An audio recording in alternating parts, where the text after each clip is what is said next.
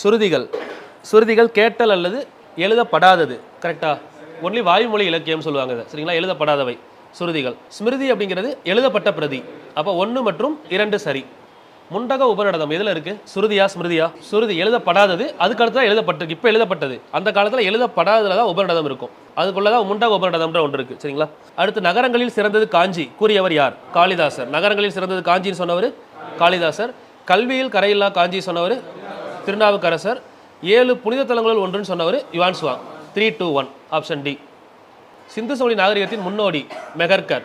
இது வேளாண்மை செய்வதற்கான சான்று கிடைத்துள்ளது. ஸ்கூட்டர் 1 சரி. செங்கற்களால் கட்டப்பட்ட தானிய களஞ்சியம் ஹரியானா மாநிலம் ராக்கி கற்கில் கண்டுபிடிக்கப்பட்டது. சரி, ரெண்டுமே கரெக்ட். இப்போ இந்த மகர்கர் எங்கே காணப்படுது அப்படின்னு கேட்டாங்கன்னா பலுசிஸ்தான். பலுசிஸ்தான் மாநிலம் பாகிஸ்தானில். பாகிஸ்தானில் பலுசிஸ்தான் மாகாணம் அப்படின்றது தான் காணப்படுது. சரிங்களா?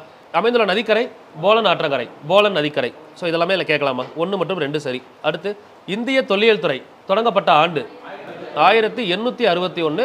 தமிழ்நாடு தொல்லியல் துறைன்னு கேட்டாங்கன்னா 1961. இந்திய தொல்லியல் துறையோட கேபிட்டல் காணப்படுற இடம் டெல்லி. இந்திய தொல்லியல் துறை. தமிழ்நாடு தொல்லியல் துறை வந்து பார்த்தீங்கன்னா சென்னை.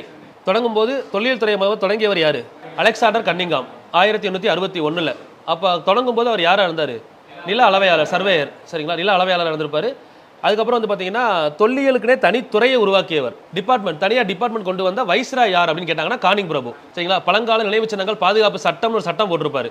பழங்கால நினைவு சின்னங்கள் பாதுகாப்பு சட்டம் யார்? Lord Curzon. 1904. 1904 பழங்கால நினைவு சின்னங்கள் பாதுகாப்பு சட்டம் கொண்டு வந்தவர் லார்டு கர்சன். கானிங் கிடையாது. சரிங்களா? துறையை கொண்டு வந்தவர் அலெக்சாண்டர் கன்னிங்காம் 1861.